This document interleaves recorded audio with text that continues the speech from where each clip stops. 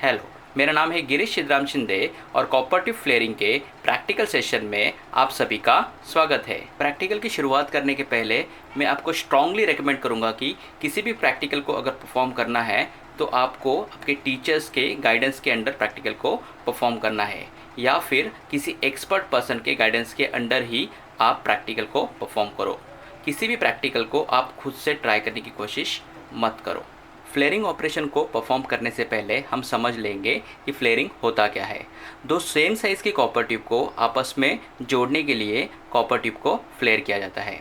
Flaring operation में copper tube का जो माउथ है, जैसे कि यहाँ पे डायग्राम में देख सकते हो, इस माउथ को 45 डिग्रीज़ के कोनिकल शेप में फैलाया जाता है। जैसे कि आप यहाँ पे देख सकते हो, ये कॉपर ट्यूब है और इस कॉपर ट्यूब की माउथ को, ये जो है ना एंड, इस एंड को 45 डिग्रीज़ के कोनिकल शेप में फैलाया गया है।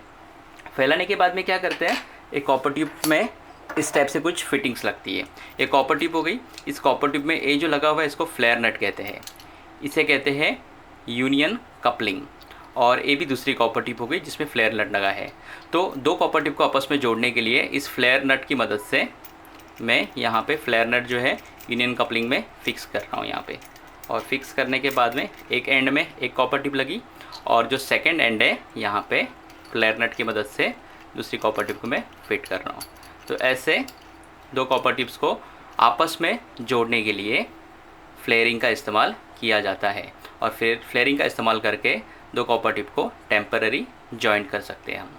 एयर कंडीशनिंग या रेफ्रिजरेशन सिस्टम प्रेशराइज होने के कारण फ्लेयर कनेक्शन का सही होना बहुत ज़रूरी होता है। अगर फ्लेयरिंग में या फिटिंग में कुछ डिफेक्ट हो तो सिस्टम का रेफ्रिजरेंट लीक हो सकता है। इसके लिए फ्लेयर को सही तरीके से करना बहुत ज़रूरी होता है। फ्लेयरिंग ऑपरेशन को परफॉर्म करने से पहले हम फ्लेयरिंग टूल की जानकारी लेंगे। तो ये जो आपको यहाँ पे स्क्रीन पे दिखाई दे रहा है, इसे कहते हैं फ्लेयरिंग ब्लॉक। इस फ्लेयरिंग ब्लॉक में अलग अलग साइज़ के होल्स होते हैं और अगर आप ध्यान से देखते हो तो होल्स के ऊपर ये जो पोर्शन है इसको चाम्फरिंग कहते हैं, जिसके वजह से कॉपर ट्यूब को जो है 45 डिग्रीज़ का शेप मिलता है। तो इसमें होल्स होते हैं डिफरेंट साइज़ के और उसमें चाम्फरिंग होता है। फिर इसे विंग नट कहते हैं, जिसकी मदद से इस फ्लेयरिंग ब्लॉक को खोला जा सकता है। जैसे कि यहाँ पे मैंने खोल दिया, फिर कॉपर ट्यूब इसमें फंसा सकते हैं और फिर इसको विंग नट से ही टाइट किया जाता है। तो एक हो गया फ्लेयरिंग ब्लॉक। और फ्लेयरिंग ब्लॉक के साथ में और एक होता है इंस्ट्रूमेंट, इसे हम कहेंगे फ्लेयरिंग योक। तो फ्लेयरिंग योक में ये जो ऊपर पोर्शन इसको हैंडल कहेंगे।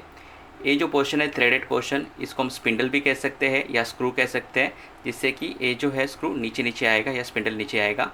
स्क्रू के नीचे आप अगर देखोगे तो ये जो है इसको कोन कहते हैं। इसका एंगल भी 45 डिग्रीज़ होता है जो कॉपर ट्यूब में फंसता है और कॉपर ट्यूब को 45 डिग्रीज़ का शेप देता है। अब इसकी फिटिंग कैसे होती है इसको हम देखेंगे।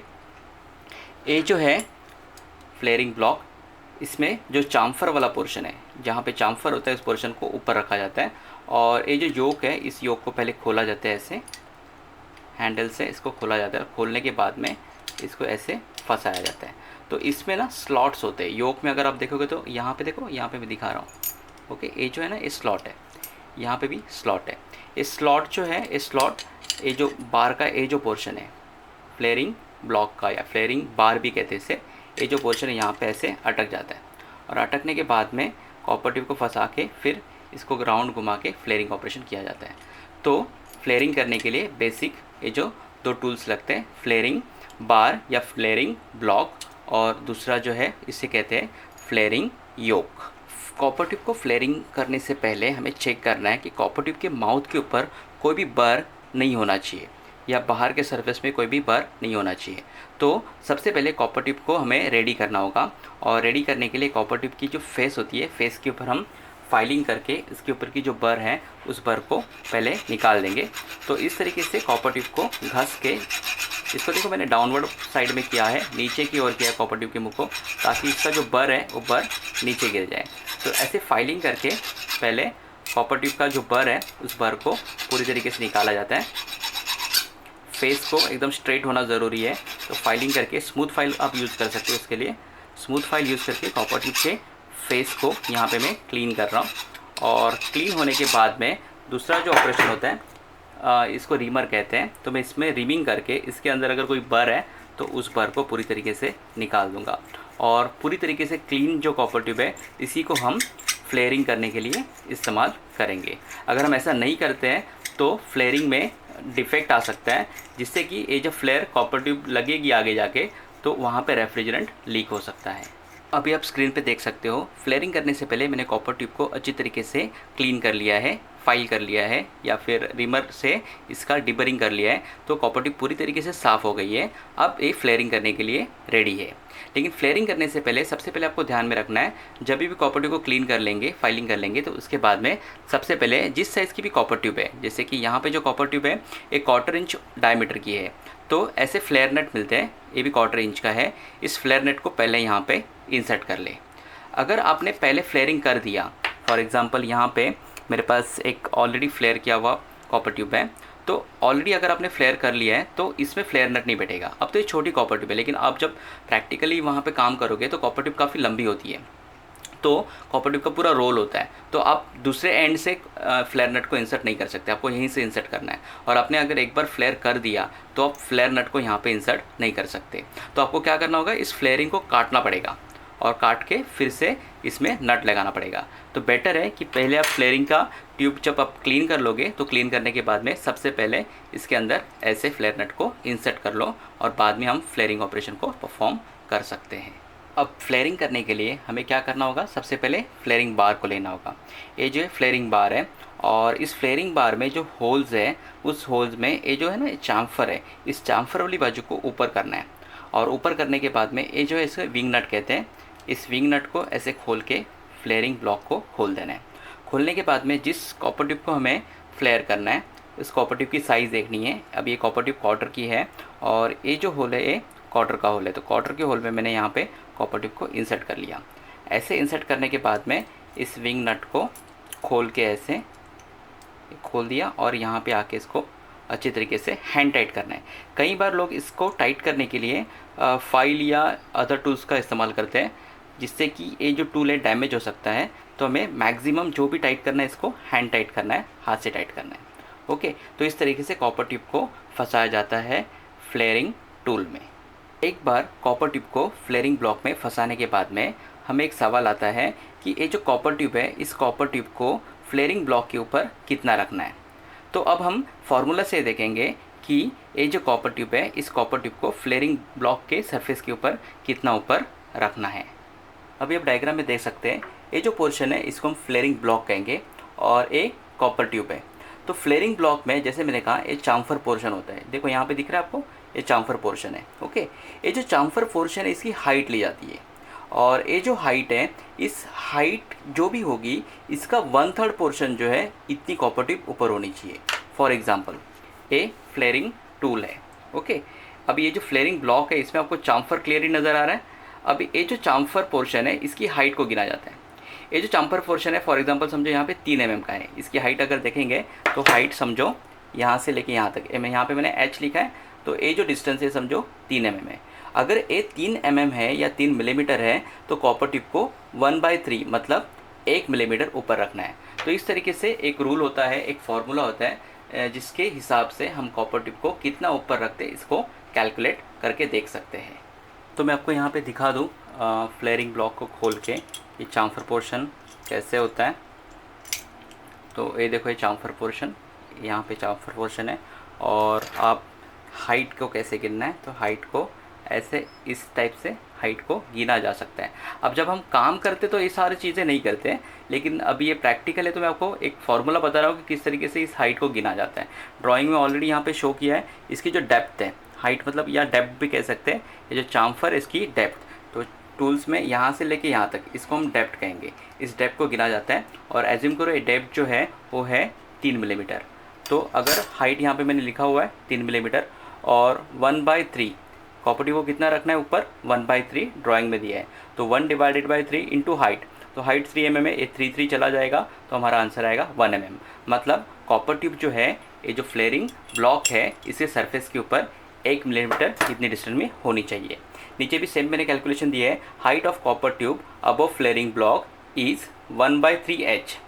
अगर हाइट 3 है then height of the copper tube above flaring block is 1/3 into h, तो 1/3 इंटू 3 किया, A3 और A3 कैंसिल हो गया, तो तो बचा 1, तो कॉपर ट्यूब को कितना ऊपर रहना है, सिर्फ 1 mm। तो इस तरीके से कॉपर ट्यूब कितनी ऊपर रहनी चाहिए इसको हम कैलकुलेट कर सकते हैं। एक बार हाइट डिसाइड हो जाए तो इस कॉपर ट्यूब को इस हाइट के हिसाब से हम इस ब्लॉक में सेट करेंगे। तो सेट करने के लिए मैं विंग नट को लूज़ कर रहा हूँ और लूज़ करके ऐसे लूज़ हो गया। अब लूज़ करके इस कॉपर ट्यूब को बिल्कुल 1 mm जो है इस साइज़ में लाने की कोशिश कर रहा हूँ। अब प्रैक्टिकल करते वक्त में जब आप साइट पे फील्ड पे काम करोगे तो आपको इतना एक्यूरेट जाने की ज़रूरत नहीं है। एक अप्रॉक्सीमेटली आपको 1 mm कॉपर ट्यूब को ऊपर रखना है। लेकिन यहाँ पे मैं आपको चेक करके दिखा रहा हूँ कि वेदर ये 1 mm है कि नहीं। तो ये जो अभी कॉपर ट्यूब है सरफेस के ऊपर अप्रॉक्सीमेटली 1 mm आ चुकी है। आप स्क्रीन के ऊपर इसे देख सकते हो। एक बार एक कॉपर ट्यूब 1 mm आ जाए तो फिर इस विंग नट को हमें टाइट करना है। अब टाइट करते वक्त में एक चीज़ याद रखनी है कि आपको टोटली इस विंग नट को हैंड टाइट करना है। आपको इस विंग नट को टाइट करने के लिए किसी भी फाइल का इस्तेमाल या किसी और टूल का इस्तेमाल नहीं करना है। अगर आप ऐसा करते हो तो इस टूल का ये मिसयूज़ हो सकता है, जिससे कि टूल डैमेज हो सकता है। तो अच्छी तरीके से टाइट कर लेना है इस तरीके से। कॉपर ट्यूब को फ्लेयरिंग ब्लॉक में फिक्स करने के बाद में हम फ्लेयरिंग योक को लेंगे, इसे योक कहते हैं। और योक का ये जो कोन वाला पोर्शन है, इस कोन वाले पोर्शन में हल्का सा ऑयल लगा देंगे। ये जो ऑयल है लुब्रिकेशन ऑयल होता है, या फिर इसको हम रेफ्रिजरेंट ऑयल भी कहते हैं, जो कंप्रेसर में लुब्रिकेशन पर्पज़ के लिए यूज़ करते हैं। तो थोड़ा सा ऑयल अप्लाई कर लिया मैंने कोन के ऊपर। फिर हमें क्या करना है, इस ब्लॉक को, फ्लेयरिंग ब्लॉक को लेना है। और ये जो योक का ये जो है ना, ये जो पोर्शन है स्लॉटेड पोर्शन, ये पोर्शन क्या हो जाएगा, ऐसे यहाँ पे लॉक हो जाएगा। लॉक होने के बाद में योक जो है, आप देख सकते हो स्क्रीन के ऊपर, योक का जो कोन है ये हमें लेके आना है कॉपर ट्यूब के फेस के ऊपर। और फिर ये जो हैंडल है, इस हैंडल को धीरे धीरे ऐसे नीचे लेते जाना है और फिर इसे ऐसे टाइट करना है। टाइट करने के बाद जैसे डायग्राम में यहाँ पे देख सकते हो आप, ये जो कोन वाला पोर्शन है, ये कोन वाला पोर्शन जो है वो कॉपर ट्यूब में जा रहा है और कॉपर ट्यूब को 45 डिग्रीज़ का शेप दे रहा है। वैसे यहाँ पे आप देख सकते हो ये जो कोन है, ये कोन धंसते जा रहा है अंदर और फिर ये शेप दे रहा है कॉपर ट्यूब को। ओके, तो ऐसे मैंने क्या कर लिया, इसको दबा दिया जिससे कि कॉपर ट्यूब फ्लेयर हो गई। अब इसको लूज़ करना है और फिर से एक बार हल्का सा टाइट करना है और अब ये फ्लेयर हो गया। अब इसको हम क्या कर सकते हैं, खोल के चेक कर सकते हैं। तो आप देख सकते हो यहाँ पे कॉपर ट्यूब फ्लेयर हो चुकी है। अब आप देख सकते हो कॉपर ट्यूब फ्लेयर हो चुकी है। तो मैं क्या करता हूँ, इस विंग नट को लूज़ कर देता हूँ ऐसे, और लूज़ करके हम इसको खोल के चेक कर सकते हैं यहाँ पे। तो आप यहाँ पे देख सकते हो कॉपर ट्यूब जो है फ्लेयर हो चुकी है। अब कॉपर ट्यूब को चेक कैसे करना है, फ्लेयर होने के बाद में सही फ्लेयरिंग हुई कि नहीं। ये जो कॉपर ट्यूब है ये फ्लेयर नट में इजीली जानी चाहिए। देखो यहाँ पे फ्लेयर नट में इजीली कॉपर ट्यूब गई है। सेकंड क्या कर सकते हो आप, इसका शेप भी देख सकते हो, ये कहाँ पे बैठने वाली है, यहाँ पे ऐसे कॉपर ट्यूब बैठने वाली है। तो ये जो फ्लेयरिंग है सही हुआ है। तो इस तरीके से कॉपर ट्यूब को हम फ्लेयरिंग करके कॉपर ट्यूब को आगे जाके ज्वाइन कर सकते हैं। फ्लेयरिंग करने के बाद में जब हम इस फ्लेयर को फ्लेयर नट में डाल के देखते हैं और ये फ्लेयरिंग हमें लगती है कि सही है, तो उसके बाद में जो नेक्स्ट स्टेप होती है, उस नेक्स्ट स्टेप में हमें इस फ्लेयर पोर्शन को एनलिंग करना होता है। अब इस फ्लेयर पोर्शन को एनलिंग करने की ज़रूरत क्यों होती है, इसको हमें समझना होगा। तो यहाँ पे अगर आप देखोगे, जब हम फ्लेयरिंग ऑपरेशन को परफॉर्म करते हैं तो ये जो कॉपर ट्यूब है, ब्लैक कलर में जो कॉपर ट्यूब है, जिसको एक कोन दबा रहा है, और दबाने के बाद में ये जो पोर्शन होता है कॉपर ट्यूब का, ये जो पर्टिकुलर पोर्शन होता है, इसमें स्ट्रेन हार्डनिंग हो जाती है या वर्क हार्डनिंग हो जाती है। मतलब कॉपर ट्यूब को दबाने के बाद में कॉपर ट्यूब का जो ए पोर्शन है, फ्लेयर पोर्शन है, वो कड़क हो जाता है। फॉर एग्जांपल, किसी कॉपर ट्यूब को अगर मैंने लिया और उसको अगर मैंने बेंड कर दिया, बेंड करने के बाद में जब उसको वापस सीधा करने के लिए जाऊँ तो वो कड़क हो जाता है। तो उसको इंजीनियरिंग में स्ट्रेन हार्डनिंग या वर्क हार्डनिंग कहते हैं। सिमिलरली इसके साथ में भी ऐसे ही होता है। जब इस कॉपर ट्यूब को हम फैला देते हैं तो ये कॉपर ट्यूब जो है फैल तो जाती है, उसको शेप तो मिल जाता है, लेकिन ये कड़क हो जाती है, इसमें स्ट्रेन हार्डनिंग हो जाती है। और स्ट्रेन हार्डनिंग होने के बाद में, कड़क होने के बाद में, जब हम इस फ्लेयर पोर्शन को कहीं पे फिट करते हैं, फॉर एग्जांपल ये जो एंगल वॉल है या इसको सर्विस वॉल भी कहते हैं, इस सर्विस वॉल में क्या होगा, ये फिट होगा। फिट होने के बाद में फ्लेयर नट आगे जाएगा। तो अभी तो मैं इसको हैंड टाइट कर रहा हूँ, आगे जाके अगर इसको मैं स्पैनर से टाइट करता हूँ तो फिर से ये जो फ्लेयरिंग है, अंदर जो फ्लेयरिंग है उसके ऊपर स्ट्रेस आएगा, और उस स्ट्रेस की वजह से ये फ्लेयर जो है, ये फ्लेयर यहाँ से इसको क्रैक आ सकता है। और फ्लेयर में अगर क्रैक आ जाए यहाँ पे, तो जो गैस है या जो रेफ्रिजरेंट है वो रेफ्रिजरेंट यहाँ से लीक कर सकता है। तो इसको टालने के लिए हमें क्या करना होगा, ये जो हार्ड हुआ पोर्शन है इसको सॉफ्ट करना होगा। तो हार्ड जो पोर्शन है इसको सॉफ्ट करने की जो प्रोसेस है इसको एनलिंग कहते हैं। अब इसको सॉफ्ट कैसे किया जाता है, जो ब्रेजिंग की टॉर्च होती है नॉर्मल, जो हम लोग ऑक्सीडाइज्ड फ्लेम यूज़ करते हैं, जो न्यूट्रल फ्लेम यूज़ करते हैं, उससे इस पोर्शन को हमें गर्म करना होगा, लाल गर्म करना होगा या चेरी रेड तक गर्म करना होगा। और गर्म करने के बाद में क्या करना होगा, इसको नॉर्मल हवा में ऐसे ही रख के इसको ठंडा करना होगा। अब इस स्टेप को आपको काफ़ी ध्यान से सुनना है। गर्म करने के बाद में, रेड हॉट करने के बाद में इस फ्लेयर को आपको नॉर्मल हवा में ठंडा करना है। गर्म करने के बाद में अगर आप इसको पानी में डालते हो तो उल्टा हो जाएगा, ये जो फ्लेयर है ये और कड़क हो जाएगा और जिससे कि ये जल्दी क्रैक हो सकता है। तो आपको फिर से इसको ध्यान से सुनना है कि इसको ब्रेजिंग टॉर्च से गर्म करना है, रेड गर्म करना है और लाल गर्म करने के बाद में इसको नॉर्मल हवा में ठंडा होने के लिए रखना है।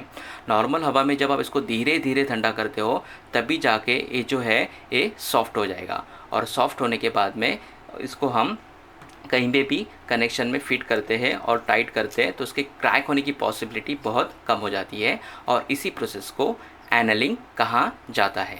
अभी मैं आपको एनलिंग प्रोसेस को एक्सप्लेन करने जा रहा हूँ। एनलिंग प्रोसेस में क्या होता है, जो फ्लेयर कनेक्शन है या जो फ्लेयर है उस फ्लेयर को हम ब्रेजिंग टॉर्च से हल्का सा गर्म करते हैं। तो अभी हमने ब्रेजिंग टॉर्च जो है वो सामने लेके आए फ्लेयर के ऊपर और फ्लेयर को हीटअप करना चालू कर दिया।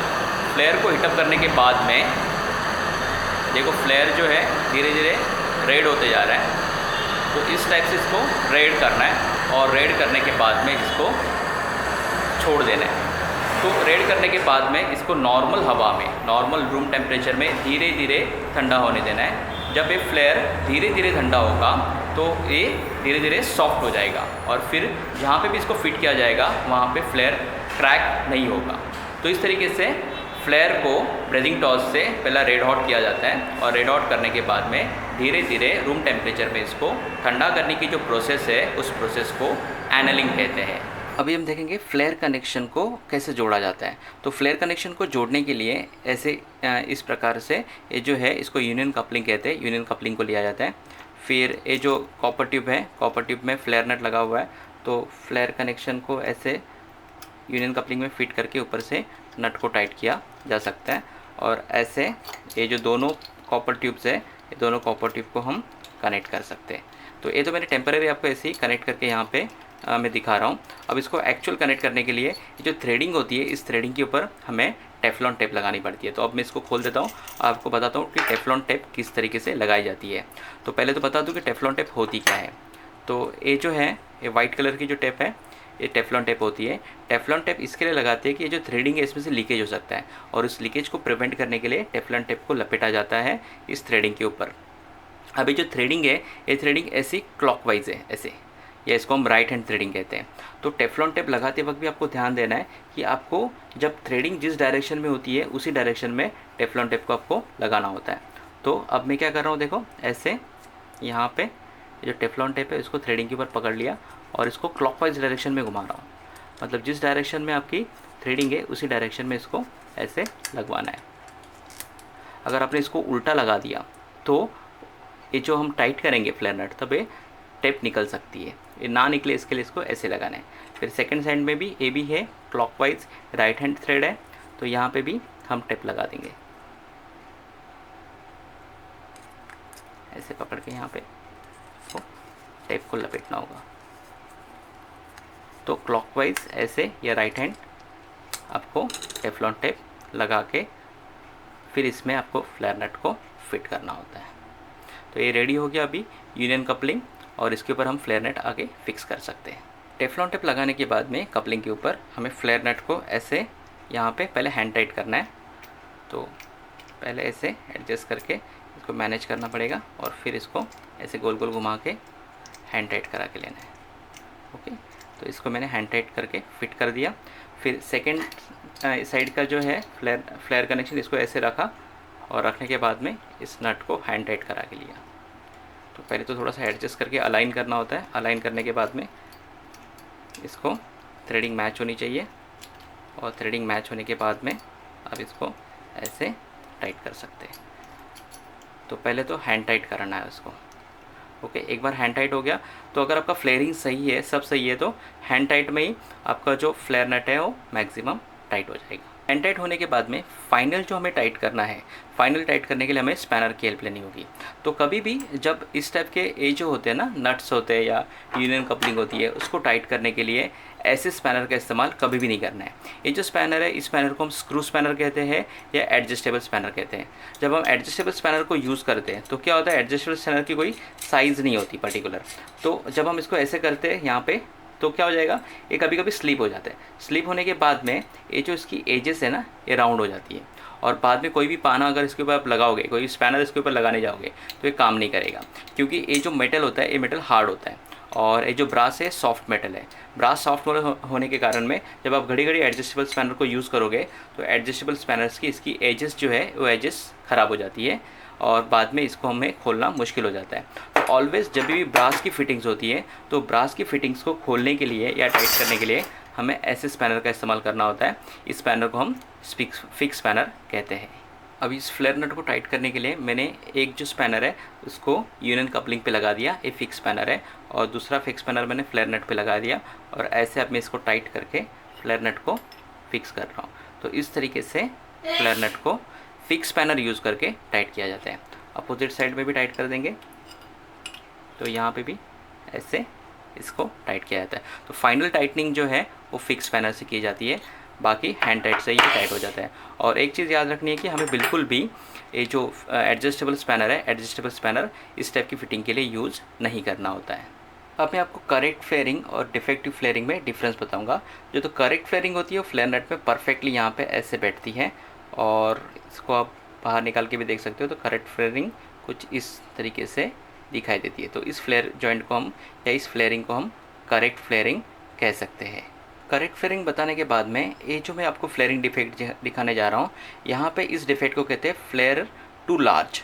तो ये जो पोर्शन है फ्लेयरिंग का, ये ज़रूरत से ज़्यादा बड़ा हो गया है। तो इसको हम कैसे चेक करके देख सकते हैं, जब हम इसको इंसर्ट करेंगे ना फ्लेयर नट में, तो देखो ये अंदर नहीं आ रहा है, क्योंकि इसका फ्लेयरिंग पोर्शन जो है वो क्या हो गया, ज़रूरत से ज़्यादा बड़ा हो गया। तो ऐसे वक्त में ये जो फ्लेयर नट है अंदर कोशिश करने पे भी नहीं जा रहा है। तो इस डिफेक्ट की वजह से इसको हम क्या कहेंगे, फ्लेयर टू लार्ज। तो ये एक टाइप का फ्लेयरिंग डिफेक्ट हो गया।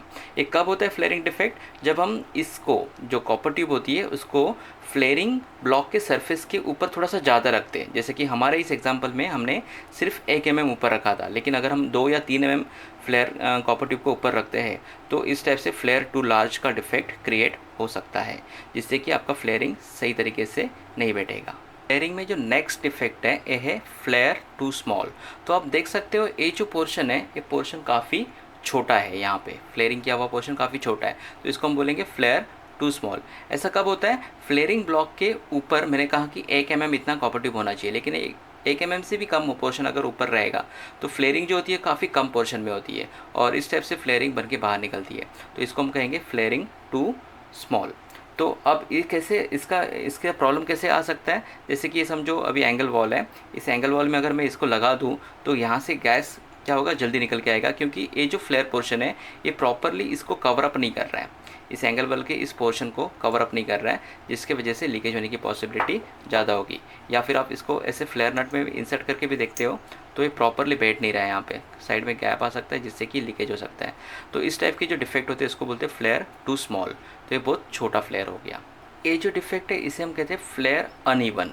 इसको मैं आपको गोल घुमा के दिखाता हूँ तो आपको क्लियरली नज़र आएगा। एक साइड में देखोगे, इस साइड में तो फ्लेयरिंग ऊपर के पोर्शन में गया है, इस साइड में फ्लेयरिंग नीचे के पोर्शन में गया है। ऐसा कब होता है, जब हम कॉपर ट्यूब रखते हैं ना सरफेस पे, और कॉपर ट्यूब जब तिरछी कटती है, उसको फाइलिंग करते वक्त में अगर वो क्रॉस है, तो वो जो है एक साइड का हिस्सा बड़ा होता है, एक साइड का हिस्सा कॉपर ट्यूब का छोटा होता है, और जब हम फ्लेयरिंग करते हैं तो फ्लेयरिंग कुछ इस तरीके से होती है। अब इससे क्या प्रॉब्लम होगा, ये जो है एक साइड से देखो, एक साइड से प्रॉपरली कवर अप नहीं कर रहा है, एक साइड से ज़्यादा कवर अप कर रहा है। तो जहाँ से प्रॉपरली कवर अप नहीं हो रहा है वहाँ से शायद लीकेज हो सकता है गैस। तो इस टाइप की फ्लेयरिंग भी हमारे काम की नहीं है। तो ये भी डिफेक्ट होता है अगर आपने कॉपर ट्यूब को स्ट्रेट कट नहीं किया है, फाइलिंग करके इसको स्ट्रेट नहीं दिया, स्ट्रेट नहीं इसको रखा है, तो इस टाइप से फ्लेयरिंग डिफेक्ट हो सकता है। और इस डिफेक्ट को हम कहेंगे फ्लेयरिंग अनइवन। ये जो फ्लेयरिंग डिफेक्ट है इसे हम कहेंगे क्रैक्ड फ्लेयर। क्रैक मतलब एक क्या हो गया, यहाँ से कट गए।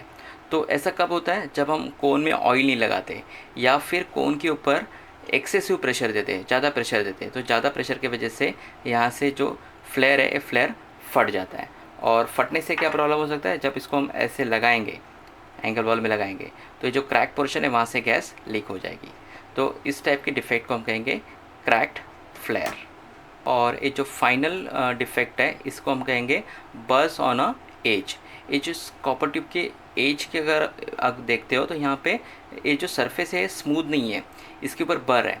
तो क्या होता है, ऐसा क्यों होता है? जब कॉपर ट्यूब को हम प्रॉपरली क्लीन नहीं करते। जैसे मैंने कहा था कि जब भी आपको फ्लेयरिंग करना है तो कॉपर ट्यूब की जो फेस है उसके ऊपर फाइलिंग कर लो, फाइलिंग करने के बाद रिमिंग कर लो, और फाइलिंग और रिमिंग होने के बाद में इसके ऊपर फ्लेयरिंग करना है। अगर हमने इसको फाइलिंग और रिमिंग ऑपरेशन प्रॉपरली नहीं किया है तो उसकी जो एज है, उस एज के ऊपर ऐसे बर आती है, और बर आने की वजह से क्या होता है, ये एज स्मूथ नहीं है। तो जब हम इसको फिटिंग करने के लिए जाएंगे तो ये इस सरफेस के ऊपर, एंगल वॉल का जो ये सरफेस है, इस सरफेस के ऊपर वो प्रॉपरली नहीं बैठेगा, यहाँ पे गैप क्रिएट होगा, और ये जो गैप होगा, इस गैप से गैस लीक हो जाएगी। तो इस टाइप से फ्लेयरिंग में डिफेक्ट्स हो सकते हैं। Thank you for watching this video. अगर आपको मेरा वीडियो अच्छा लगा तो आप मेरे वीडियो को लाइक, सब्सक्राइब और शेयर कर सकते हो, और हम जल्द मिलेंगे एक नई टॉपिक के साथ में। तब तक के लिए गुड बाय।